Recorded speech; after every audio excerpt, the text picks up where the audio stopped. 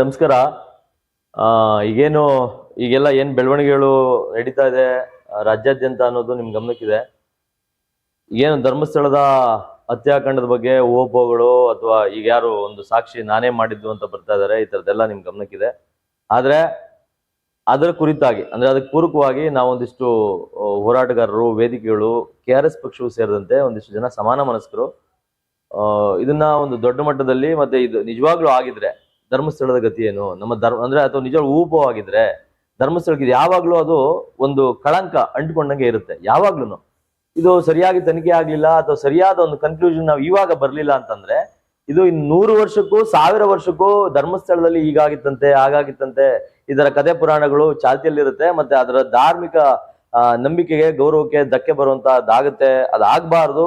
ಇದ್ರಲ್ಲಿ ನಿಜವಾಗ್ಲೂ ಇದು ಸರಿಯಾದ ದಿಕ್ಕಿನಲ್ಲಿ ತನಿಖೆ ಆಗ್ಬೇಕು ಅಥವಾ ಇದ್ರಲ್ಲಿ ನಿಜವಾಗ್ಲೂ ಆ ಥರದ್ದೇನಾದ್ರು ನಡೆದಿದ್ಯಾ ಅಥವಾ ನಡೆದಿಲ್ವಾ ಅನ್ನೋ ಒಂದು ಸರಿಯಾದ ನಿರ್ಧಾರಕ್ಕೆ ನಾವು ಬರಬೇಕು. ಅದಕ್ಕಾಗಿ ತನಿಖಾ ತಂಡ ಒಂದು ರಚನೆ ಆಗಿ ಸರಿಯಾದ ತನಿಖೆ ಆಗ್ಬೇಕು ಅನ್ನೋದು ನಮ್ಮ ಹಕ್ಕುತ್ತಾಯ ಆಗಿತ್ತು. ಈಗ ಆಲ್ರೆಡಿ ಅದರಿಂದ ಆ ತರದ ಒಂದಿಷ್ಟು ಧ್ವನಿಗಳಿಂದ ಈಗಾಗಲೇ ಸರ್ಕಾರ SIT ರಚನೆ ಮಾಡಿದೆ.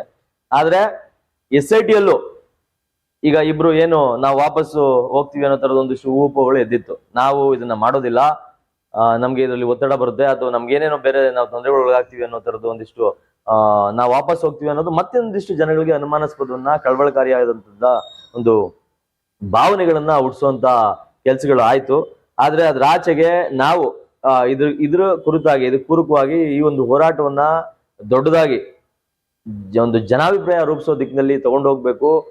ಇದನ್ನ ಬೇರೆ ರೀತಿಯಲ್ಲಿ ತಗೊಂಡೋಗಿ ಇದಕ್ಕೆ ಒಂದು ತಾರ್ಕಿಕ ಅಂತ್ಯ ಕಾಣಿಸ್ಬೇಕು ಅಂತ ಹೇಳಿ ನಾನು ಈಗಾಗಲೇ ಹೇಳ್ದಂಗೆ KRS ಪಕ್ಷವೂ ಸೇರಿ ಸುಮಾರು ಸಮಾನ ಮನಸ್ಕರು ಮತ್ತು ನೂರಾರು ಹೋರಾಟಗಾರರು ಮತ್ತೆ ಅಷ್ಟೇ ಅಲ್ಲದೆ ವಕೀಲರ ಸಂಘದವರು ಮತ್ತೆ ಶ್ರೀಮನ್ ಗೌರವಾನ್ವಿತ ಜಸ್ಟಿಸ್ ಗೋಪಾಲ್ ಗೌಡ್ರು ಅವರ ನೇತೃತ್ವದಲ್ಲಿ ಒಂದು ಸಭೆಯನ್ನ ಕೂಡ ನಾವು ಮಾಡಿದ್ವಿ. ಆದ್ರೆ ಒಂದಿಷ್ಟು ಜನ ಯೂಟ್ಯೂಬರ್ಸ್ ಇದ್ರಲ್ಲಿ ನಾವು ಅವ್ರಿಗೆ ಆಹ್ವಾನ ಕೊಟ್ಟಿದ್ವಿ, ಆದ್ರೆ ಅವ್ರು ಯಾರು ಅಲ್ಲಿ ಕಾಣಿಸ್ಕೊಳ್ಳಿಲ್ಲ. ಇದು ಯಾಕಪ್ಪ ಅಂತ ಕೇಳಿದಾಗ ಒಂದಿಷ್ಟು ಜನ ಈ ತರದನ್ನ ತಗೊಂಡ್ ಬಂದ್ರು, ಈ ತರದ ಒಂದು ವಿಷಯಗಳನ್ನ ಹೇಳಿದ್ರು. ನಮ್ಗೆ ಸ್ಟೇ ತಂದೆ ನಿರ್ಬಂಧ ಹೇರಿದ್ದಾರೆ, ನಾವು ಆ ವಿಚಾರದ ಬಗ್ಗೆ ಮಾತಾಡೋ ಹಾಗಿಲ್ಲ ಅನ್ನೋ ಒಂದಿಷ್ಟು ನಿರ್ಬಂಧವನ್ನ ನಮ್ಗೆ ಹೇರಿದ್ದಾರೆ, ಅಥವಾ ಈ ತರದ್ದು ಬೇರೆ ಬೇರೆ ರೀತಿಯ ಕಾನೂನು ತೊಡಕುಗಳಿದೆ, ಹಂಗಾಗಿ ನಾವು ಬರ್ಲಿಲ್ಲ ಅನ್ನುವಾಗ ಸೊ ಆ ವಿಷಯ ಅಲ್ಲೂ ಚರ್ಚೆಗೆ ಬಂತು. ಮತ್ತೆ ಅದನ್ನ ಇದು ಒಂದು ಅಭಿವ್ಯಕ್ತಿ ಸ್ವಾತಂತ್ರ್ಯವನ್ನ ಹತ್ತಿಕ್ಕುವಂತ ಒಬ್ಬ ಸಾಮಾನ್ಯನ ಒಂದು ಅಭಿವ್ಯಕ್ತಿ ಯಾರು ಬೇಕಾದ್ರೂ ಯಾವ್ದ್ರ ಬಗ್ಗೆ ಬೇಕಾದ್ರೂ ಮಾತಾಡೋದ್ರಲ್ಲಿ ಏನಿಲ್ಲ. ಅದು ನಮ್ಮ ಏನ್ ಹೇಳ್ತೀವಿ ನಾವು ಹುಟ್ಟುತ್ತಾನೆ ನಮ್ಗೆ ಸಿಕ್ಕಿದಂತ ಒಂದು ಹಕ್ಕು ಅದು. ಸೊ ಇದನ್ನ ತಡೆಯೋದಕ್ಕೆ ಅಥವಾ ಈ ಅಭಿವ್ಯಕ್ತಿ ಸ್ವಾತಂತ್ರ್ಯವನ್ನು ಹತ್ತಿಕ್ಕೋದಕ್ಕೆ ಯಾರು ಸಾಧ್ಯ ಇಲ್ಲ ಅಥವಾ ಅದು ಆಗ್ಬಾರ್ದು ಅನ್ನೋ ಕಾರಣಕ್ಕೆ ಈಗ ನಿಮ್ಗೆಲ್ಲ ಯಾರ ಮೇಲೆಲ್ಲ ನಿರ್ಬಂಧವನ್ನ ಹೇರಿದೆ ಕೋರ್ಟ್ ಅಥವಾ ಕೋರ್ಟ್ ಆದೇಶಗಳು ನಿಮ್ಗೆ ನೋಟಿಸ್ ಬಂದಿದೆ.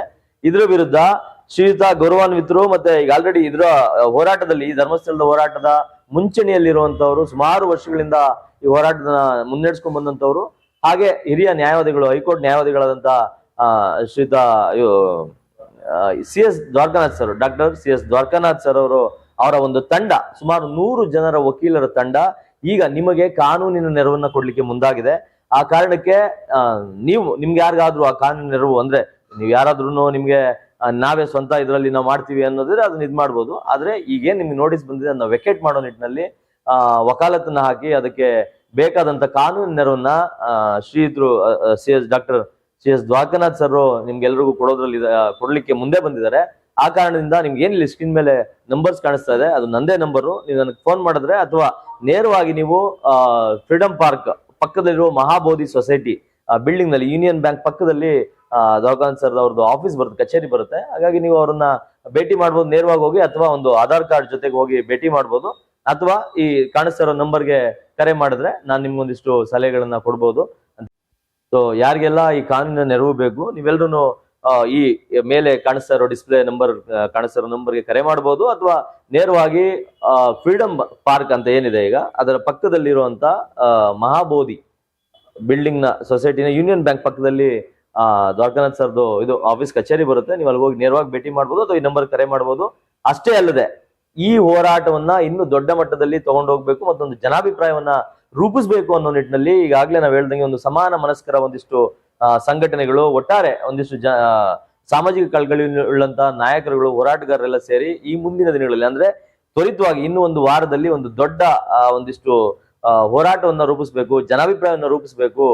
SIT ಅಥವಾ ಇನ್ಯಾವುದೇ ತನಿಖಾ ತಂಡಗಳಿಗೆ ನೈತಿಕವಾಗಿ ನಾವು ಒಂದು ಇದನ್ನ ತುಂಬಬೇಕು ಅನ್ನೋ ಕಾರಣಕ್ಕೆ ಒಂದು ಹೋರಾಟವನ್ನು ರೂಪಿಸ್ತಾ ಇದೀವಿ. ಅದರಲ್ಲಿ ನೀವೆಲ್ಲ ಭಾಗಿಯಾಗಿ ಈ ಒಂದು ಅನ್ಯಾಯಕ್ಕೋ ಅಥವಾ ಇದು ಯಾರೋ ಈ ಊಪೋಗಳಿಗೋ ಇದೆಲ್ಲ ಏನಿದೆ ಒಂದು ತಾರ್ಕಿಕ ಅಂತ್ಯವನ್ನ ಎಳೆಯೋಣ. ನಮ್ಮ ಧರ್ಮಸ್ಥಳ ಹಂತಕರು ನಿಜವಾಗ್ಲೂ ಇದ್ರೆ ಹಂತಕರಿಗೆ ಶಿಕ್ಷೆ ಕೊಡ್ಸೋಣ. ನಮ್ಮ ಧಾರ್ಮಿಕ ಏನು ಧರ್ಮಸ್ಥಳವನ್ನ ಧರ್ಮಸ್ಥಳದ ಧಾರ್ಮಿಕ ಭಾವನೆಗಳನ್ನ ಉಳಿಸ್ಕೊಳ್ಳೋಣ ಅಂತ ಹೇಳ್ತಾ ನಾನು ಈ ವಿಡಿಯೋನ ಎಂಡ್ ಮಾಡ್ತೀನಿ. ನಮಸ್ಕಾರ.